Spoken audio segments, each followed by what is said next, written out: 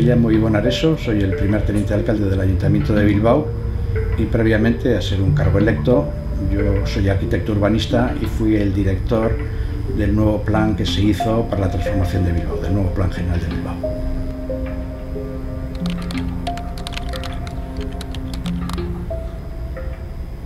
Bueno, estábamos en una profunda crisis industrial. Bilbao fue una ciudad industrial que nos fue muy bien, pero no fue una industria diversificada. Fue el monocultivo económico de la industria pesada, la siderurgia, la construcción naval, los grandes bienes de equipo, y ese tipo de industria no en Bilbao, sino en todo el mundo occidental entró en crisis. Y eso produjo un impacto social y urbano muy importante sobre la ciudad, esa crisis. Altísimos índices de desempleo, el paro llegó al 25% en el área metropolitana, tasas migratorias negativas. Nosotros habíamos recibido mucha gente del campo a la ciudad que venía a trabajar y eso se vuelve para atrás. Problemas medioambientales, las ciudades industriales siempre habíamos sido muy deterioradas medioambientalmente, con la crisis eso se agrava mucho y todo ello además trajo problemas de marginación social, pobreza, paro. Era la época también de la droga, de la heroína, el caballo que se decía, y tuvimos que reaccionar contra esa situación. Bueno, a nosotros nos costó mucho tiempo, porque la crisis empezó en los 70, el creernos que la crisis era estructural y definitiva. Siempre piensas que, bueno, pues que es una crisis coyuntural, la crisis del petróleo, que ya saldrás de ella, pero nos dimos cuenta que no era una crisis coyuntural, como había habido otras, sino que era una crisis estructural definitiva. Nosotros no podíamos seguir produciendo con los procedimientos tradicionales porque eso no era vendible en el mercado. Nosotros hoy en día tenemos acerías compactas, somos capaces de producir acero, como con los antiguos altos hornos, pero por cada tonelada de acero que producimos utilizamos menos del 10% del personal que se utilizaba en las acerías antiguas. Todas son mucho más electrificadas y automatizadas. Si nosotros tuviésemos que producir una tonelada de acero con el personal que teníamos que producir antes, evidentemente seríamos imposible el poder venderla. Por tanto, esa crisis de la industria tradicional era una crisis definitiva. Nosotros evidentemente teníamos que reponer el empleo, era nuestro objetivo, el paro ese del 25% que he comentado. Y evidentemente el empleo básicamente iba a estar en el sector terciario y teníamos que buscar nuevas oportunidades en el sector de los servicios. Pero eso no quiere decir que nosotros decidiésemos, de haber sido todos trabajadores de la industria, pasar a ser todos camareros. Para nosotros la industria es un poco nuestro saber hacer, ese know-how que dicen los ingleses, y por tanto nos interesaba hacer esa industria más diversificada y más competitiva, más robotizada. Pero esta nueva industria genera riqueza y no hay que renunciar a generar riqueza. Lo que no genera es empleo masivo como la anterior y teníamos que buscar nuevas fuentes de trabajo.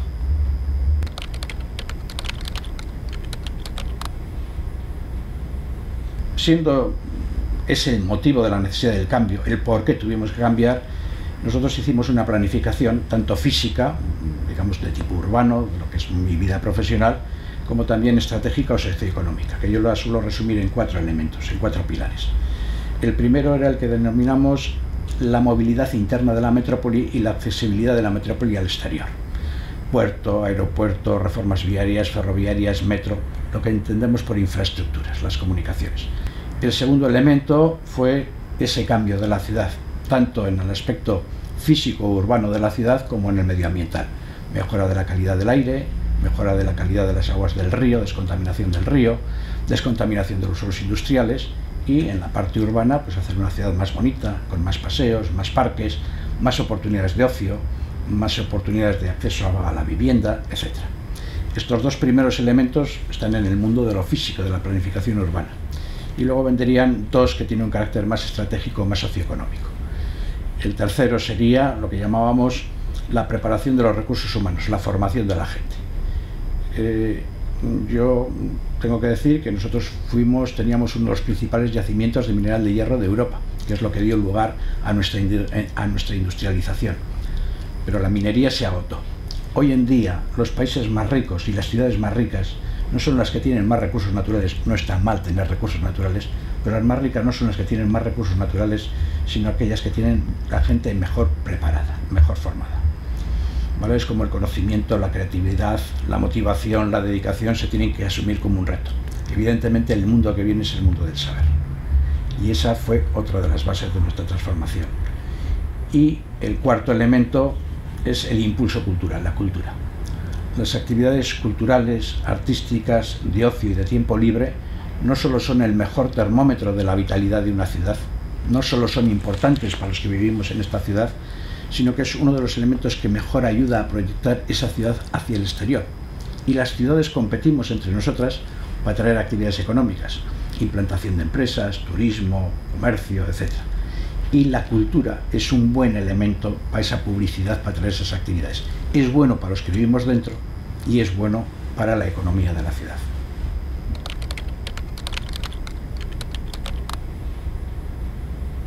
Yo suelo participar muchas veces en congresos donde se habla de transformación de ciudades y vienen otras ciudades a ese congreso, y muchas de esas ciudades suelen poner su leitmotiv, su acento en la transformación, en la sostenibilidad, en el medio ambiente, etc.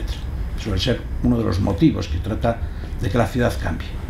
Sé que no es nada políticamente correcto decir lo que voy a decir, pero no era nuestra prioridad. El medio ambiente no era nuestra prioridad. Nuestra prioridad era el empleo. Yo suelo decir que primero comer y luego filosofar.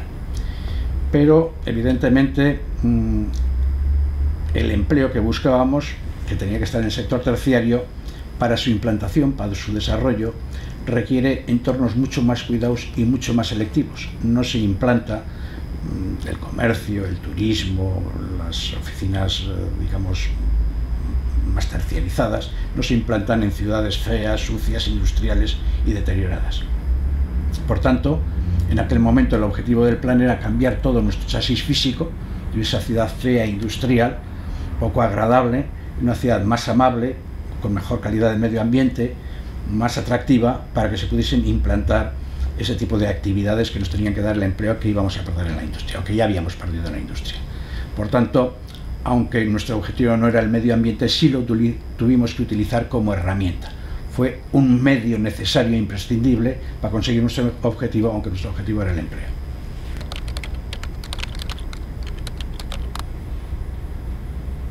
Sí, la disciplina en materia de planificación estratégica suele poner mucho el acento en la importancia que tiene el encuentro de lo público y lo privado.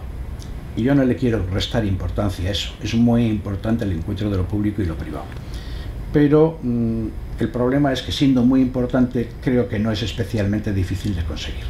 Si yo al sector privado le ofrezco operaciones con una rentabilidad industrial adecuada, no estoy hablando de cosas especulativas, sino la propia rentabilidad de las operaciones económicas, normalmente el sector privado entra, para eso está, y por tanto no es difícil de conseguir. Lo que suele ser mucho más difícil de conseguir es el encuentro de lo público y lo público.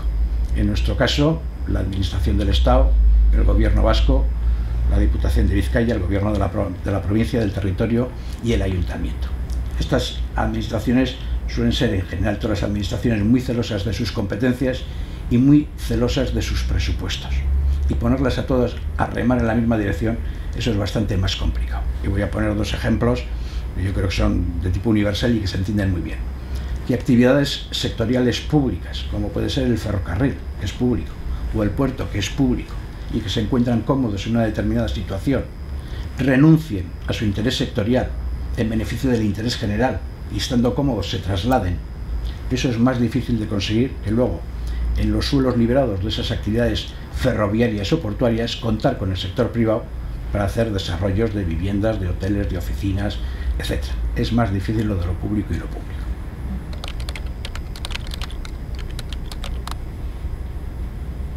Precisamente para cubrir este aspecto de lo público y lo público, y como la transformación tenía que ser muy profunda, lo que hicimos fue crear una sociedad. Nosotros nos encontrábamos con que Bilbao tenía que cambiar. Y normalmente los grandes cambios de muchas ciudades se hacen a través de un evento. Un evento es unas Olimpiadas, una Expo, etc. Bilbao evidentemente no podía aspirar a ello. Pero cuando una ciudad como Barcelona tiene que hacer la Expo, crea una oficina gestora. Y nosotros lo que hicimos es utilizar el modelo de la oficina gestora. Y creamos una sociedad que se llama Bilbao Ría 2000, que fue el encuentro de todas las administraciones. Su consejo de administración estaba la Administración Central, el Gobierno de España, el Gobierno vasco, el Gobierno de la Diputación de Vizcaya y el Ayuntamiento de Bilbao.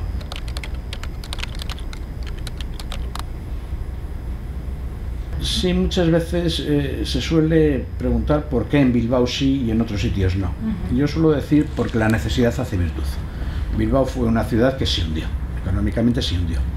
Y entonces todas las administraciones se conjuraron, digamos, para sacar el tema adelante. Que éramos de distinto pelo político, de distintos partidos, realmente en la Sociedad Ría 2000, donde nos encontramos, casi todos los acuerdos se hicieron por unanimidad y con un gran consenso político, aun siendo tal vez el País Vasco y Bilbao una ciudad que da la imagen de que es muy crispada políticamente. No, se llegaron a unos grandes consensos y eso fue un elemento fundamental. Por otra parte, la gestión económica tampoco fue la de la aportación de recursos económicos presupuestarios. No es que cada administración poníamos presupuestos encima de la mesa o en alimentar Ría 2000, eso es muy difícil. Lo que hicimos fue aportar los distintos suelos que teníamos. Los suelos ferroviarios, los suelos portuarios, los suelos que tenía el municipio de Bilbao. La Diputación aportó suelos industriales, no es que fuese la propietaria de esos suelos cuando la industria estaba viva, pero en los últimos años de crisis esas industrias dejaron de pagar impuestos y la Diputación, que es la Hacienda Foral, se quedó con el suelo contra la deuda fiscal.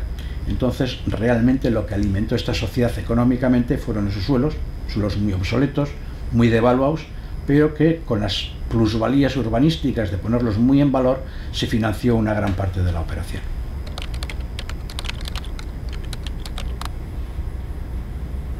Sí, y fue una estrategia muy consciente, muy buscada.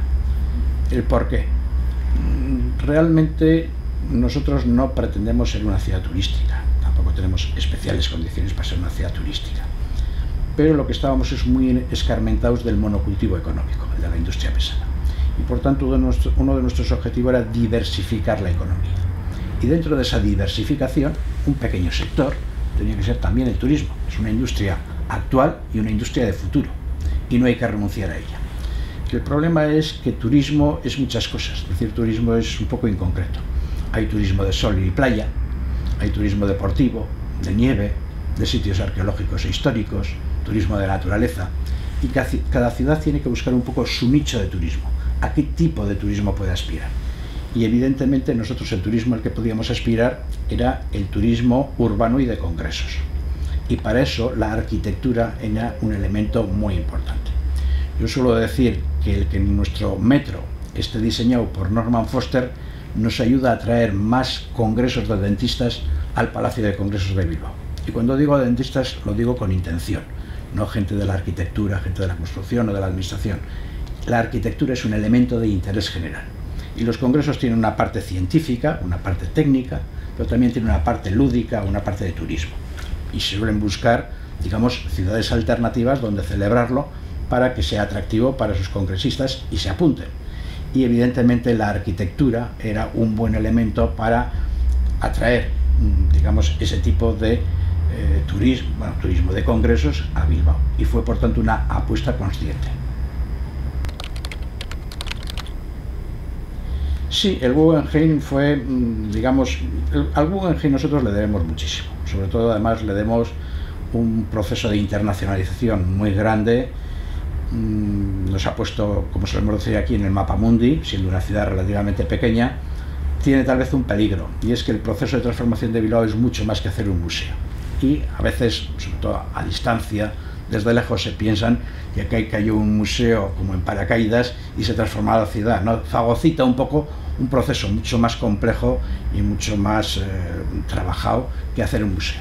Pero evidentemente el museo fue una apuesta muy arriesgada, pero que salió extraordinariamente bien. Y le debemos muchísimo en ese sentido al museo.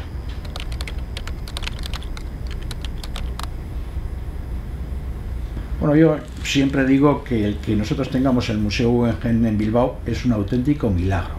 Milagro porque era casi imposible. Nosotros sobre el año 91 nos enteramos que la Fundación Guggenheim quería desembarcar en Europa y les invitamos a venir.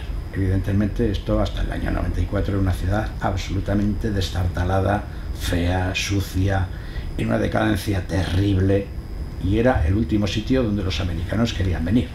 Es decir, preferían ir a cualquier otro sitio de Europa que venir aquí. Por cortesía, pues vinieron a visitarnos. Y entonces mucha gente se pregunta, ¿y por qué vinieron a Bilbao? Pues la respuesta es muy sencilla, porque en Europa todo el mundo les dijo que no. O se casaban con la fea, que eran los únicos que les ofrecimos matrimonio, o se volvían solteros. La verdad es que también pues, tuvimos ocasión de explicarles un poco los planes de transformación que teníamos, la apuesta que queríamos hacer, y bueno, como tampoco tenían otra alternativa, nos creyeron y pensaron que un museo podía colaborar en ese aspecto, y por tanto vinieron. Y claro, se puede decir, bueno, está claro que los americanos no querían venir a Bilbao, pero los bilbaínos estarían encantados. Para nada. Si nosotros hubiésemos hecho una encuesta, un referéndum, entre el 90 y el 95% de la población hubiera votado en contra. Y eso, que parece raro, se entiende muy fácil. Generalmente muchas de las operaciones que yo he tenido que desarrollar pues han tenido plataformas anti, ¿no? El Salvem, ese que se dice en Valencia, etcétera. Siempre hay gente que se opone a casi todo, pero esa gente suele ser reducida, igual un 17%, política de portal, no porque lo mío, no se ve el interés general, pero es un 17%, y el problema es que eso se amplifica mucho por los medios de comunicación, se mete mucho ruido porque vende el conflicto, pero la mayoría más o menos está de acuerdo. En el caso del Guggenheim no, era mayoritaria la opinión en contra, y se explica. En un momento de profundísima crisis industrial, con un desempleo del 25%, con las industrias cerrándose, todo el mundo entendía que los recursos públicos disponibles tenían que estar para ayudar al aparato productivo, para tratar de salvar la industria, y que en esas condiciones gastar 133 millones de euros en realizar un museo de arte moderno y contemporáneo era una auténtica frivolidad. Evidentemente se emplearon recursos públicos en ayudar a las industrias, pero eso se hizo de dos formas.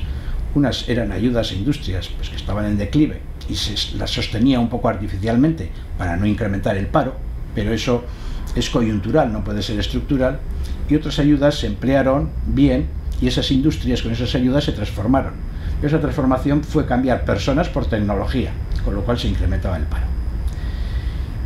El tema de la apuesta que hicimos por el Guggenheim y por la cultura fue un cambio de chip mental.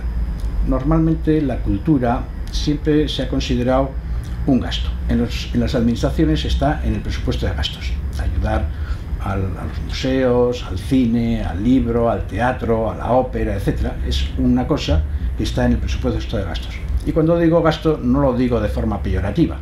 Es un gasto social necesario y es bueno como gasto.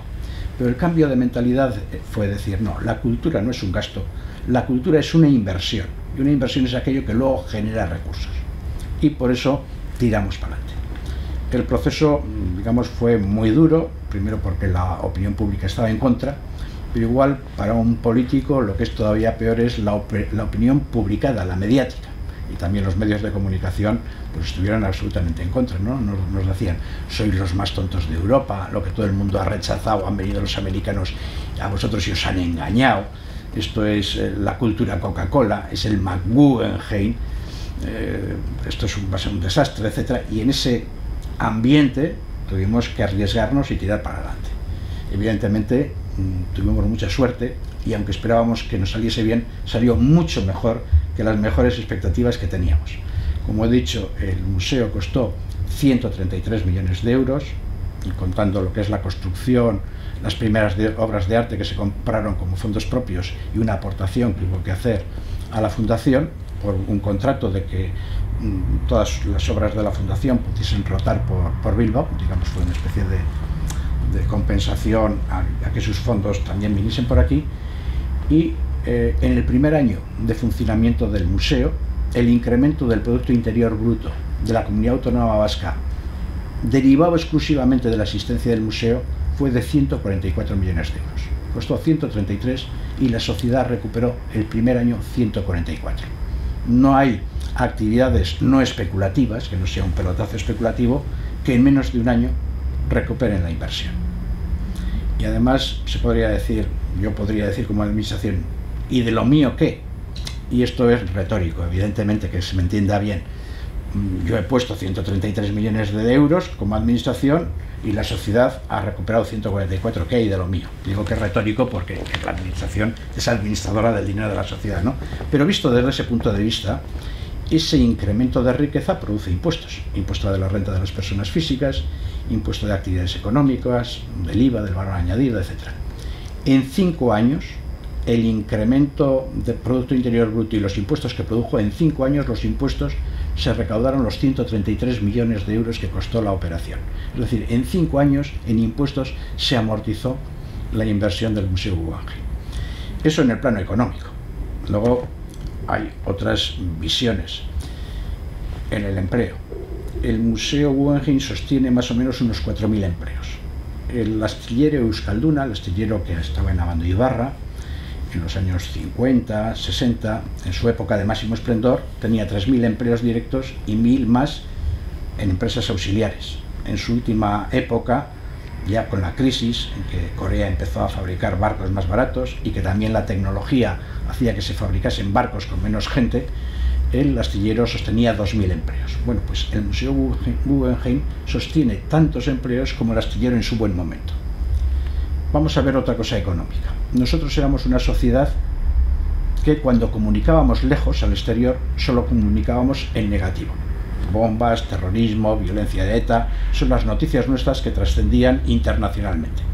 Si nosotros tuviésemos que valorar las horas de televisión, revistas, periódicos, el Ronda Iberia, la revista Lufthansa, etc., en la que ha aparecido Bilbao a raíz del Museo Guggenheim, y lo valorásemos como una campaña de publicidad positiva, venga usted a Bilbao, que ha venido el Guggenheim, y si han venido ellos, usted también puede venir, que aquí se puede venir, eso nos hubiera costado como publicidad, si fuese una campaña, más de los 133 millones de euros que nos costó la operación.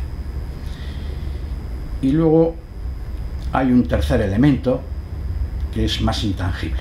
Esa sociedad que estaba absolutamente derrotada por la crisis, sin ninguna esperanza, sin ninguna fe en el futuro, y que incluso se oponía al museo, con el éxito del museo, nada más inaugurarse, recupera la autoestima y recupera el esfuerzo de tirar para adelante.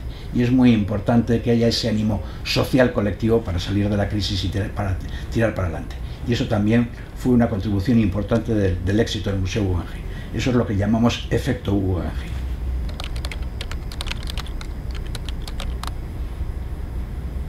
En este momento, digamos, tenemos que pensar en la economía. La economía es muy importante para la ciudad. La ciudad, como he dicho, tiene que ser base de empleo y de trabajo para sus ciudadanos.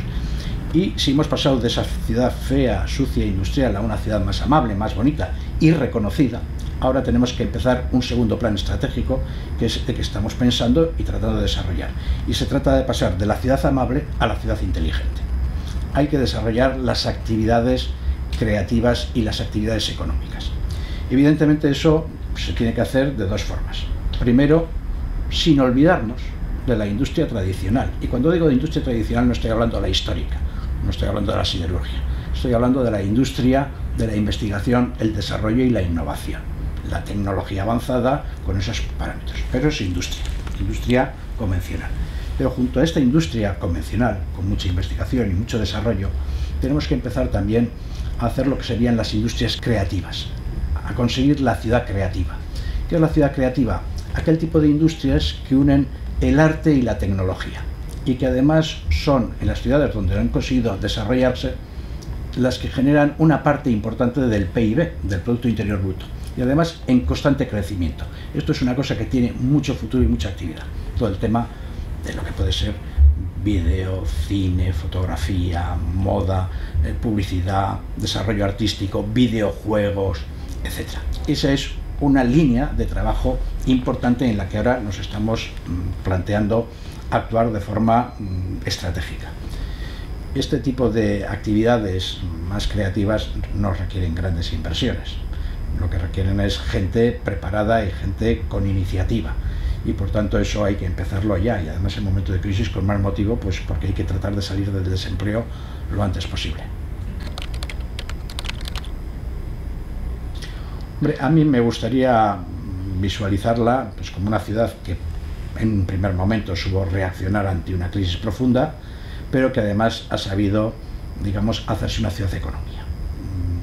La economía es un elemento fundamental en la vida urbana. La gente tiene que tener empleo porque no valen las ayudas sociales. Son absolutamente imprescindibles, pero la mejor ayuda social es tener empleo y tener trabajo.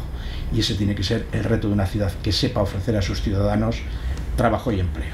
El reto de toda ciudad es generar talento, retener talento y evitar que se vaya ese talento y si se puede importar talento, gente talentosa de otras ciudades que vengan a trabajar a Bilbao. Yo creo que el talento es el elemento fundamental en el Bilbao del futuro y en cualquier ciudad del futuro.